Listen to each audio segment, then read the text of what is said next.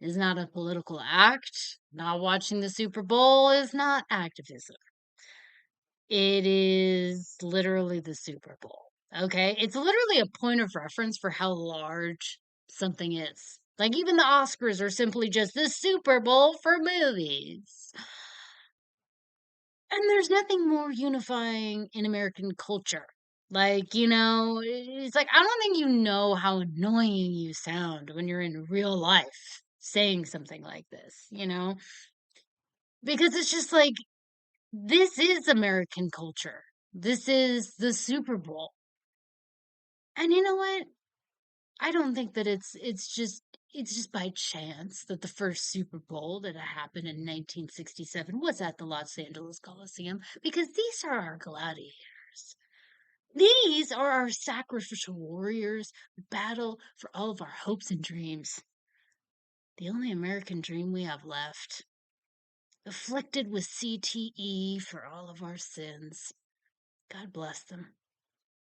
This has nothing to do with politics. The multimillionaires you let identity grifters cast as your personal friends would rather watch you die than spend a day as you. No, this was larger than the culture war. This is the day we battle for all of our souls. Do not heed the divides. Rather give yourself a rest. Stuff yourself full of whatever numbs you the most and inches you to a state where you are so close that you can taste the sweet relief of death. You'll never rise to the heights of the athletes on the field. But don't let that stop you from yelling at them anyway. Drag them down with your failures. It isn't the court mandated breathalyzer in your vehicle that ended your marriage. No, goddammit, it was the good for nothing QB. And man, if you didn't get entered in Pee Wee's, you'd be taking home that ring, man. I know it because I believe in you. This bum, he doesn't even deserve to grace the field. Forget about your unemployment, underemployment, the fact you don't own a home and never will. Today is about imagining ourselves as our heroes. A day where the underdog gets to make a name for himself. A day when you could bet all $600 of your family's emergency fund and walk away being able to afford the rent on your extended stay hotel. Bet that would put that fucking bitch ex-wife in her place. You're fucking cunt, boss. Everyone who ever laughed at you for believing in something, a win, man, it could really get your dick swinging. And when you don't have anywhere else to put your hope, you can ride it all on Sunday. Not just any Sunday, oh no. Super Bowl Sunday. A day for making heroes. Which is the exact same mindset of the characters of films that I have for you tonight. 2-minute Warning that came out in 1976 with Bloody Sunday that came out in 1977. Now, what I noticed is that there's a string of films focused on terrorism at the Super Bowl in the mid 70s. Okay, so like these two that I just mentioned, I also watched this 1978 made for TV movie Superdome, which is actually kind of fun. It's got some really good one-liners in it. A lady killer, and Tom Selleck is in it, but he's like just a background actor. I was like trying to look up, like, wait, when was the rise of Tom Selleck? I thought it was in the late 70s, but I think it was like maybe early 80s. I don't know, maybe early to mid 80s. I don't know. Tom Selleck, if you're watching, if Tom Selleck, like the fandom is here, do you joining us? Thank you. Please leave it down in the comments. When was your rise, Mr. Selleck? I would like to know. Because I think I looked it up, but I think like that 6 Day Fever just like knocked it out of me. It's like, it's kind of its own form of CT, really.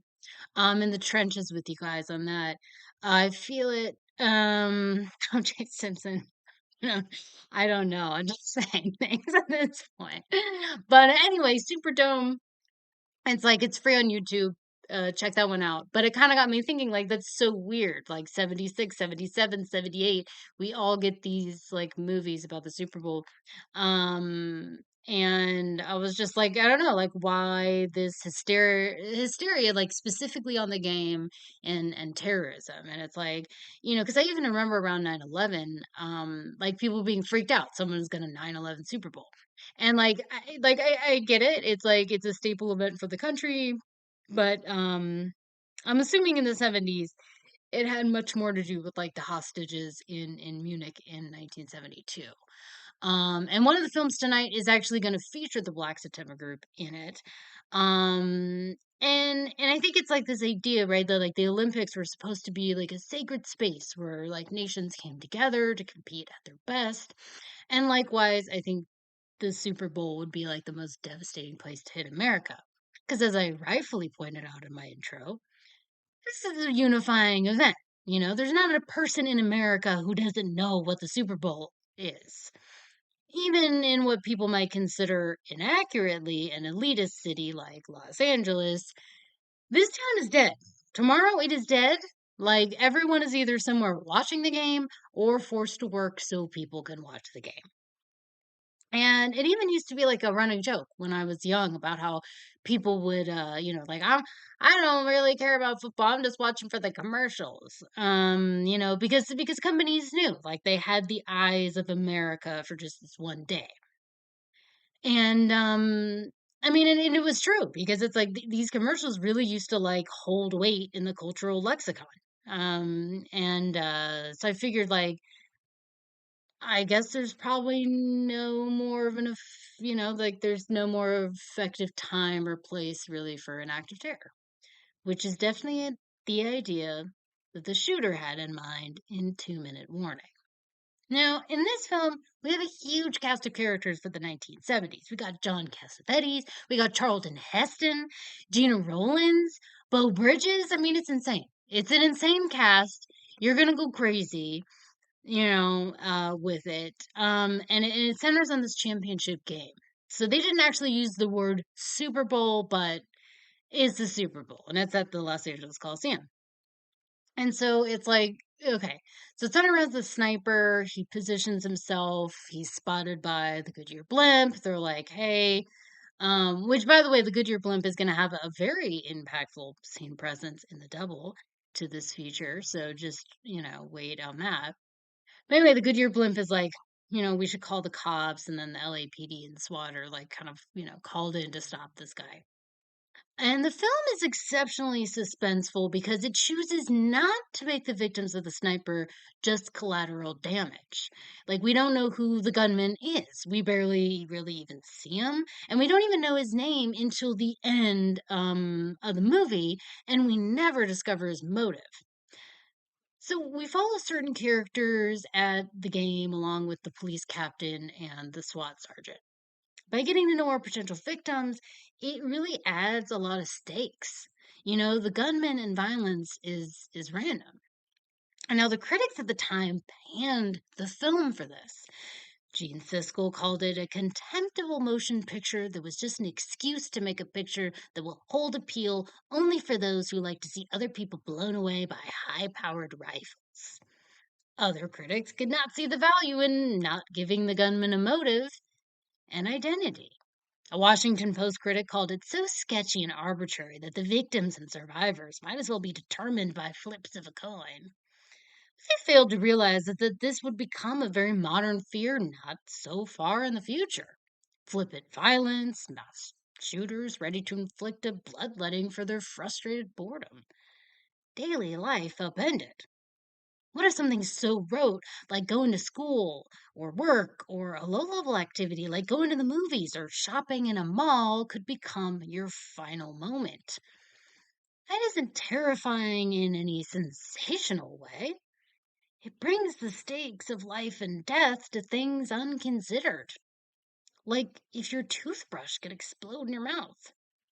The fear of unpredictability in scenarios that were previously considered things that just like one had to get through.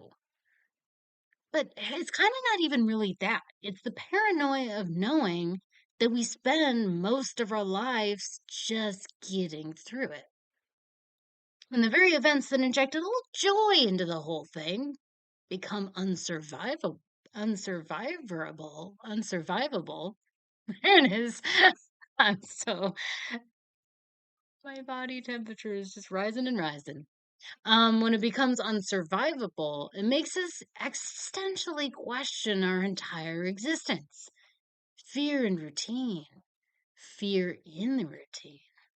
Supplying us with the reason is first aid to conquering.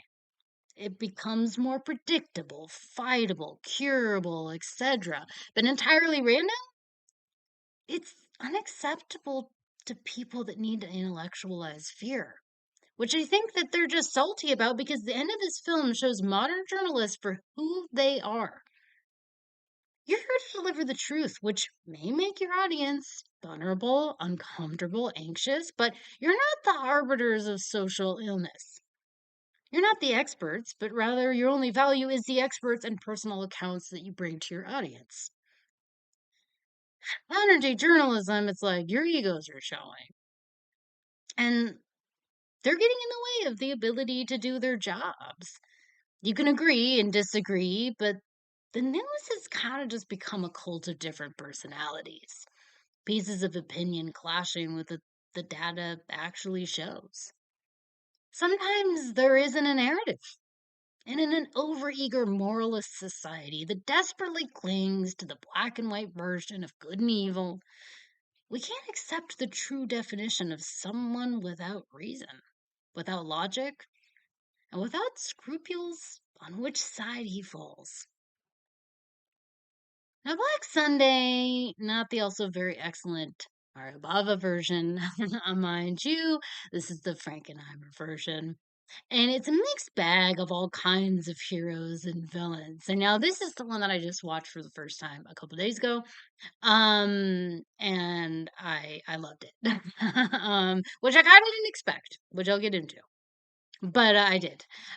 So we got this manic young Bruce Dern, and he's this blimp pilot who has seen and perpetuated the horrors of Vietnam. So the film starts. Sorry, mosquito. My house. The film starts with the Black September group.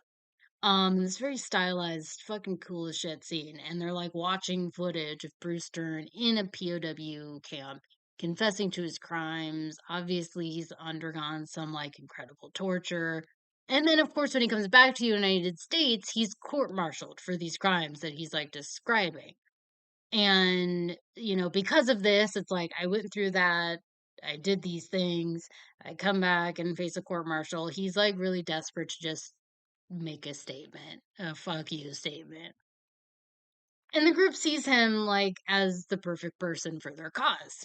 And the plan is to detonate a weapon of mass destruction at the Super Bowl, in which not only will be attended by massive fans, but the President of the United States. Which, like, in a really cool move, like, we never see the president. We just see the hubbub around him, so we, like, know he's there, but, like, we never see him, which I think is, like, really cool. It's, like, a little, like, one-off thing. It's not really important, but I thought that was, like, a really cool, choice to make. But, so the Black September group, for anyone, sometimes I just kind of, like, start talking and don't really realize like maybe I should talk about who they are. But so the Black September group is a Palestinian group who perpetuates their plight through acts of terror. In this case, they're looking to punish the US for their support of Israel and to bring attention to their suffering. Now, and the main heroes of the film are American and Israeli Central Intelligence Agencies. I thought the movie would probably have the worst politics in the history of cinema. But I was like, you know what? That's the thing. Like, I thought, it might be fun, because it's like, I was I'm somebody that's like, look, I've been watching movies for a very long time. I discovered politics before 2016. So it's like I've been watching movies for a long time that don't share my politics. So it's like, it might be fun. It might have some bad politics, it might be fun anyway. But I was actually really pleasantly surprised that it gives us like a much more reasonable look than I thought at the Israeli-Palestinian conflict. Of course, it doesn't really do a lot to address, the wrongdoings of American agencies, but what can you do? And like I was saying, like that's fine. Like, movies don't have to share my politics and whatever. But you know, it's like they're here for entertainment, and I mean, I'm even willing to admit, I'm kind of embarrassed to admit, but I'm even willing to admit, like I've watched some anti-IRA movies, like I mean, I almost threw up because of their insidious propaganda. But you know what? A lot of those movies like balanced out with like a really like sick as fuck action, and it being really cool. Some of them have Liam Neeson, who's obviously a terrible Irishman, but he's a great actor. I mean, you know what? When I do say this though, I just have to make a little bit of a caveat for Ridley Scott's Napoleon because I do feel like that might be an exception. It is really disgusting. It's really a disgusting British depiction, and it should be condemned in all ways. But even with that, it's like Joaquin Phoenix, he's really great. I mean, when is he not? And some of the battles are really cool, and I did appreciate that Ridley told people concerned with historical inaccuracies that they were pedantic nerds. So it's like, you know what? Whatever, dude. I mean, that's kind of cool. Like all things considered, maybe Waterloo under the bridge, I guess. Okay. But anyway, in Black Sunday, Robert Shaw, the great Robert Shaw, plays a Mossad agent. He's an incredible actor. He's one of my favorites. And he is a terrifying force in this. Okay, and he's like so fucking cool. It's like I wasn't sitting here thinking like, yeah, I'm gonna be like rooting for a fucking Mossad agent, but like I. I was so fucking. It's like, but it is Robert Shaw, and he's so fucking cool in this movie, though, dude. He's sick as fuck, dude. Okay, okay, I'm gonna give you some highlights because you're just gonna you're gonna dig it. Okay, so like there's this one scene he's like questioning the suspect and he's like he has a knife to his throat and he's like he's asking him if he's gonna talk and he's like blink once for yes. Die for no. It's like, oh, dude. That's like kind of in the beginning too. So I was just like, ooh, hell yeah, dude. I'm so fucking into this. I'm so right there, dude. Um, and then like, okay, then we get like little bits of backstory, but like in a really great way. So he's talking to this like an American intelligence agent, and they're literally standing on opposing Washington Monument. It's this real dick measuring. It's like, oh, it's so fucking like 70s cinema. It's the fucking best, dude. I was like so into it. I was just riveted. And it's like you have this American intelligence agent, and he's like, I hear they call you the final solution. You're a man who really takes things to their ultimate conclusion and beyond. And he's just sitting there taking it on. He's like, yeah, and some of them say that to my face. It was like, dude. But you know what? Like, I mean, obviously he's like Zig as fuck. He's so cool. But he's also like really like reflective too, and he's like he really like questions his standing in things. And there's this really great scene where he's in this hospital and he's like has his arms like just back, like I'm a cool guy. But you get to see like his concentration camp tattoo, and it's like that's in full view. We kind of get the information because like nurses are asking about next of kin and stuff, and you kind of like get the information like you know had a wife, two sons, obviously met their fate in a concentration camp, and it's like just the one daughter left. And he starts kind of reflecting to a colleague after this, and he's like, he's thinking he's like this old war dog, and he's like needs to be put down. And he's sort of like, it, if peace ever comes to Israel, you'd want to be put down. And he has this really great line where he's like, for 30 years, I've been killing and murdering, and what have I achieved? Same world, same wars, same enemies, same friends, and same victims. And, it's like, I don't know. It's just like this really impactful scene, and then even later on in the movie, when he's talking to that American intelligence agency, like he's filling him in on like the profile of like the main Palestinian terrorist, and he's like, says to him like, "Well, yeah, the creation of your work, buddy." Which is like, yeah, no, that was like, well, I was kind of like, wow, okay, that was like actually a really reasonable thing, but it's also like, okay, really, like Americans' hands, like America's hands are so clean, dude. Like kind of like grip. But the movie doesn't like let America completely off the hook, right? It's like because it's really presenting this kind of like cycle of perpetuating violence. You know, violence begets violence, and it just continues to birth new iterations of itself. It's like the Holocaust creates the extremes of the Mossad agency. Our actions in Vietnam creates the extremes of Bruce Dern's character and the Viet Cong. The Mossad and Israeli forces creates the extreme measures of Black September and terrorist organizations, etc., etc., etc. Um, in a way, it's like these people have a point, you know, rationale behind what they do, but you know, it's not sympathetic to terrorism. You know, it's like, okay, it has a root cause, most violence does, but like, does that really make it justifiable? And I think in the case of like civilian violence, it's like the movie takes a pretty firm stance, as I think like all reasonable people do, except maybe terrorists. You know, no.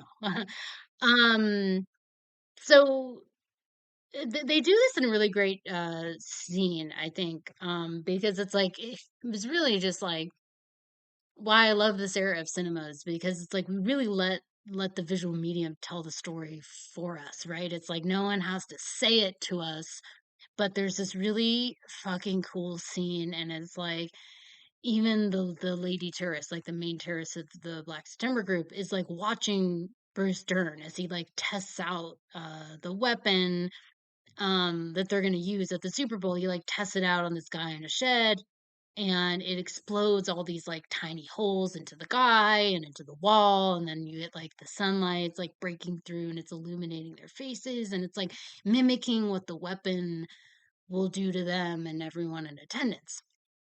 And Bruce Stern like manically is like seeing a beauty in all this, and she sees a horror, you know, and it's like it's not enough to stop her going, you know, going through with it, but at least she recognizes the value is not in the casualties, you know. It's a statement, but it's also incredible mass murder. And while she may want to bring the suffering she's endured to this country's largest stage, you know, she also must become the like heralder of destruction now.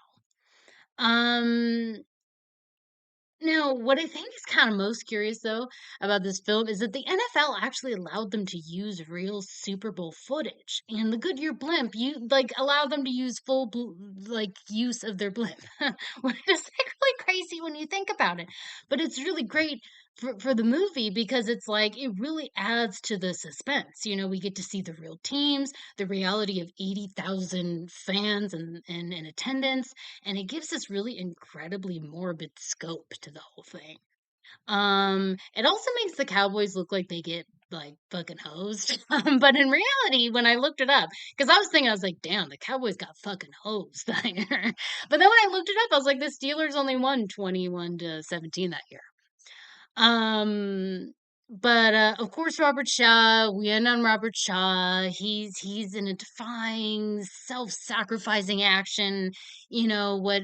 I mean, really, I when I was watching the scene, I was like, this is surely like the impetus. This is really the inspiration for Tom Cruise psychosis. I think he probably watched this as a little kid, and he was just like, that's what I'm dedicating my life to, but for real. Um, and it's like Robert Shaw, he's like valiantly hanging from this blimp, and he's like, or he's like, he's hanging from a helicopter, and then he's like on this hook. He has to hook it up to the blimp, and it's like he guides it over this bay, and it's fucking cool as hell. I do think like probably like there's this leisure cruise underneath it all, so I was thinking like that probably gets it in the resulting explosion, but I thought that was like my final thought at the end of the film. I was like, you know what though? If that was your last thought, you're looking up and you're like, holy shit, Is that Robert Shaw, like, heroically hanging off a blimp? Boom. Like, I mean, what a great death, really. I mean, it's like, that's a good death in my book, I think. I mean, that's how I'd want to go. I don't know about the rest of you. I think we're probably all on the same page about that, though. Um, but of course, crisis averted, Super Bowl saved. And I really, what I loved about it the most is that they didn't give us any closure other than that. Boom, just ends. And it's just really I think about both of these films, or especially this one. I'm a huge fan of Frankenheimer. I think Seconds is like one of the best movies ever made. This is surely another notch in his cinematic belt. It's everything I love about 70s cinema. It's fucking cool. There's exceptional technical masterwork behind the camera, stylized to my liking, one-liners for the books, and just really the greatest era of men. Frankenheimer after all. So it's important to understand, as you can see from my little diatribe in the beginning, and with the context of these films, there's a difference between political and cultural impact, right? It's like culture is different than politics. One of them is a little like harder to comprehend and actually have an opinion on. But just know you're never gonna have either of these things. No matter if you watch, you don't watch. Shut up, dude. Shut the fuck up. Like, I don't care. No one cares. Like, eat your fucking mini corn dogs, which inexplicably are better than regular sized ones. Drink your beer, flip through the game, and drugged up puppies too lethargic to take a stuffed football around a playpen. It's like, what happened there? Like, how do you really? I feel like the people that graded that, the people at Animal Planet, should be tried for capital punishment. How do you fuck up the puppy bowl like that? It's like no one even gives a shit about it anymore. I don't know what happened there, but just remember your support or your boycott. It's meaningless. Just stop being annoying. All this shit is concocted by the media. And like squealing pigs, you line up at the trough for a little pat on the head. That'll do, pigs. That'll do. And if you're gonna be a pig, you might as well pig out. Enjoy yourself, get wrecked. No matter who wins the game, we all win with 70 cinema. So look out for my Valentine's double next week. I'm really excited about that one. And hopefully I'll be feeling a little bit better. I will be continuing the tradition that I started last year with Careful in the Lighthouse. And I'll be highlighting some more of my favorite cinematic lover boys. So if you're frightened by my Careful and Lighthouse double of last year, you should be even more frightened this year because this one even makes even more sense to me. It does. And I'm really excited. I'm really excited about it. So look out for that one next week. And in the meantime, love you, Super Bowl America.